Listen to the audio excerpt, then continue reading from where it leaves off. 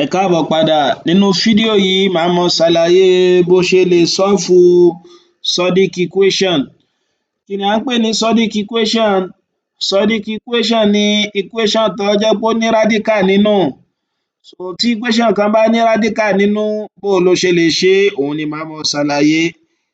Gẹ́gẹ́ bí àpẹẹrẹ, ká pé ó ní irú equation báyìí. So eléyìí tí a pè ní root x minus 2 minus 3 is equal to 0. So wọ́n ní ká wá x. Ó rí i pé tó bá wò dáadáa, equation yìí Surdic equation ni o. Kí ló tó fi jẹ́ Surdic equation? Ó rí i pé ó ní radical nínú rẹ̀. So ó rí i pé a ní surd níbẹ̀, wọ́n á ní ká wá kí ni o? Wọ́n ní ká wá x. Ó rí i pé tá a bá dẹ̀ sì fẹ́ wá x, ó gbúdọ̀ gbé gbogbo ohun tó ń dá x dúró kúrò, gbogbo ogun tó ń dá x dúró kó ṣẹ́ wọn. Nínú àwọn tó ń dá x dúró, òun náà ni -3 yìí wà o.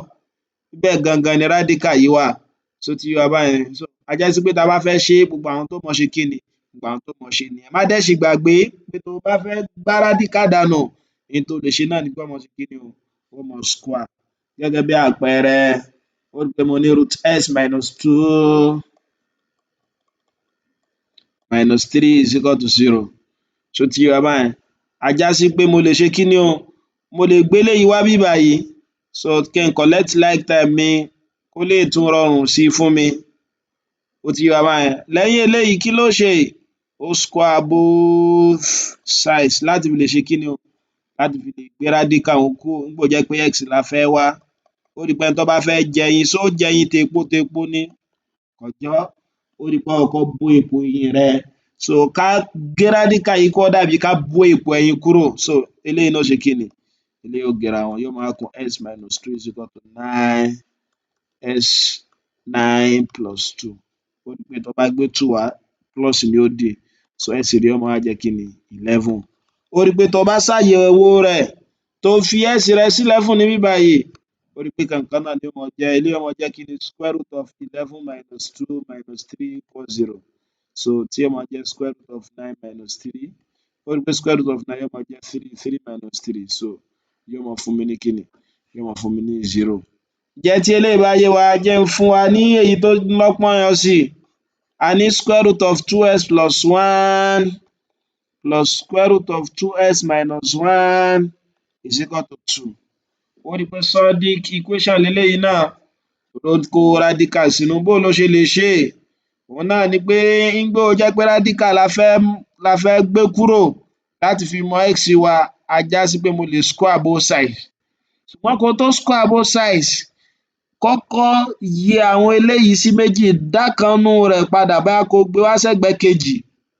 So ìdí ni wípé ó rí i pé tó bá ní kó square both sides, eléyìí yóò máa fún ọ ní kí ni? Yóò fún ọ ní simplification tó lágbára. So but tó bá jẹ́ pé o dá kan wá bí báyìí, ó rí i pé ó ti ṣe kí ni? Ó ti dínkù, kò ní le jù fún ọ láti wá. Ṣó ti yé wa ohun tí mò ń ṣe? Ó rí i pé tó bá ní kó ṣe é, a já sí pé square root ló máa fi multiply square root.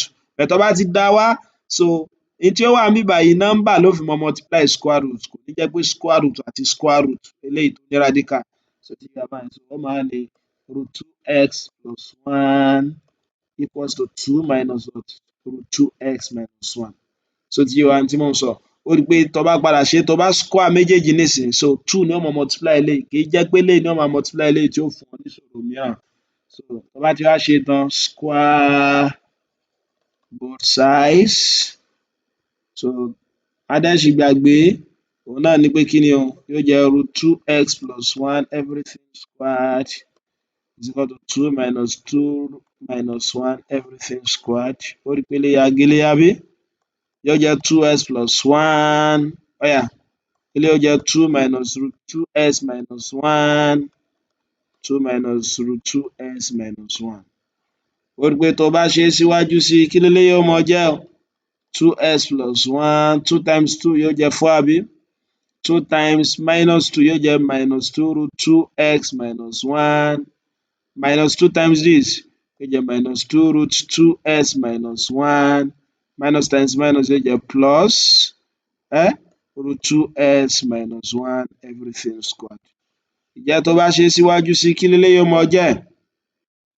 yóò jẹ́ 2x plus 1 is equal to 4 minus 2 minus 2 á já sí pé yóò máa jẹ́ minus 4 root 2x minus 1 eléyìí ó gẹra wọn plus 2x minus 1 sọ pé tó bá collect like terms so eléyìí ó jẹ́ 2x plus 1 gbé àwọn eléyìí wá minus 4 minus 2x plus 1 is equal to what?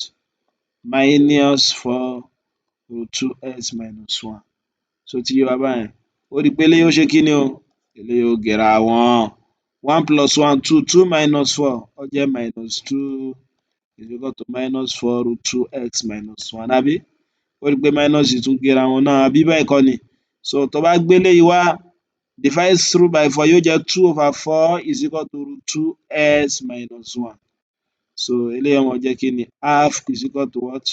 Root 2x minus 1 so ti yé wa báyẹn lẹ́yìn rẹ̀ ó wá ṣe kí ni ó tún square both sides ó yá tó bá square both sides yóò máa jẹ́ half squared is equal to 2 root 2x minus 1 everything squared àbí kí ni half squared yóò máa jẹ́ yóò jẹ́ 1 over 4 eléyìí ó gẹra wọn 2x minus 1 ó yá tó bá tún collect like term ńkọ́ yóò jẹ́ 2x is equal to what? 1 over 4 plus 1 àbí bẹ́ẹ̀ kọ́ ni so 2x will now be ó rí i pé LCM eléyìí ó jẹ́ 4 4 in 4 1 plus 1 in 4 4 times so 4 yóò jẹ́ 2x is equal to 5 over 4 tó bá divide through by 2 yóò máa jẹ́ x is equal to 5 over 4 times half eléyìí tí ó máa fún mi ní kí ni 5 over 8 já sí pé x mi ó máa jẹ́ kí ni 5 over 8 eléyìí ni bó ṣe máa ṣe àwọn Surdic equation